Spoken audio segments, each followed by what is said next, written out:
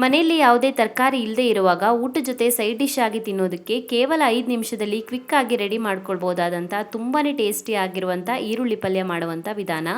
ಅನ್ನಕ್ಕೆ, ಚಪಾತಿಗೆ, ಇಡ್ಲಿ ದೋಸೆಗೆ ಎಲ್ಲದಕ್ಕೂ ಕೂಡ ಚೆನ್ನಾಗಿರುತ್ತೆ ಇದು. ಮೊದಲಿಗೆ ಒಂದು ಬಾಣಲಿನ ಕಾಯಿಸಿ ಅದಕ್ಕೆ 4 ರಿಂದ 5 ಚಮಚ ಎಣ್ಣೆ ಹಾಕ್ಕೊಂಡು ಅದಕ್ಕೆ 1/4 ಚಮಚ ಆಗೋಷ್ಟು ಜೀರಿಗೆ, ಒಂದು ಸ್ವಲ್ಪ ಕರಿಬೇವಿನ ಎಲೆಗಳು, 3 ರಿಂದ 4 ಹಸಿಮೆಣಸಿನಕಾಯಿ, 10 ರಿಂದ 12 ಎಸಳಾಗುವಷ್ಟು ಬೆಳ್ಳುಳ್ಳಿ, ಒಂದು ಚೆನ್ನಾಗಿ ಹೆಚ್ಚಿರುವಂಥ ಈರುಳ್ಳಿ ಮತ್ತು ಅರ್ಧ ಚಮಚ ಆಗುವಷ್ಟು ಶುಂಠಿ ಬೆಳ್ಳುಳ್ಳಿ ಪೇಸ್ಟ್ನ ಸೇರಿಸಿ ಸ್ವಲ್ಪ ಹೊತ್ತು ಚೆನ್ನಾಗಿ ಫ್ರೈ ಮಾಡ್ಕೊಳ್ಬೇಕು. ನಂತರ 1/2 ಚಮಚ ಆಗುವಷ್ಟು ಅಚ್ಚ ಖಾರದ ಪುಡಿ, ಅರ್ಧ ಚಮಚ ಆಗುವಷ್ಟು ಧನಿಯಾ ಪುಡಿ, 1/4 ಚಮಚ ಆಗುವಷ್ಟು ಅರಿಶಿನ ಪುಡಿ ಮತ್ತು 1/4 ಚಮಚ ಆಗುವಷ್ಟು ಗರಂ ಮಸಾಲೆ ಪುಡಿ ಸೇರಿಸಿ ಮಧ್ಯಮ ಉರಿಯಲ್ಲಿ 2 ನಿಮಿಷಗಳ ಕಾಲ ಫ್ರೈ ಮಾಡ್ಕೊಳ್ಬೇಕು. ಮಸಾಲೆ ಐಟಮ್ಸನ್ನು ಫ್ರೈ ಮಾಡ್ಕೊಂಡ ನಂತರ ಇದಕ್ಕೆ 3 ರಿಂದ 4 ಚಮಚ ಆಗುವಷ್ಟು ಮೊಸರನ್ನು ಹಾಕ್ಕೊಂಡು ರುಚಿಗೆ ತಕ್ಕಷ್ಟು ಉಪ್ಪು ಮತ್ತು 3 ಕಟ್ ಮಾಡ್ಕೊಂಡಿರುವಂಥ ಈರುಳ್ಳಿನ ಸೇರಿಸಿ ಮತ್ತೆ ಚೆನ್ನಾಗಿ ಫ್ರೈ ಮಾಡ್ಕೊಳ್ಬೇಕು. ಈರುಳ್ಳಿನ ದೊಡ್ಡ ದೊಡ್ಡದಾಗಿ ಕಟ್ ಮಾಡ್ಕೊಳ್ಬೇಕು.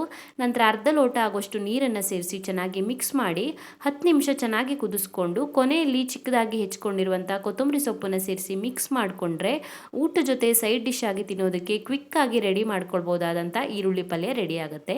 ಪೂರ್ತಿ ವಿಡಿಯೋನ ಯೂಟ್ಯೂಬಲ್ಲಿ ಡೀಟೇಲ್ ಆಗಿ ಹಾಕಿದ್ದೀನಿ, ಮಿಸ್ ಮಾಡದೆ ಚೆಕ್ ಮಾಡ್ಕೊಳ್ಳಿ.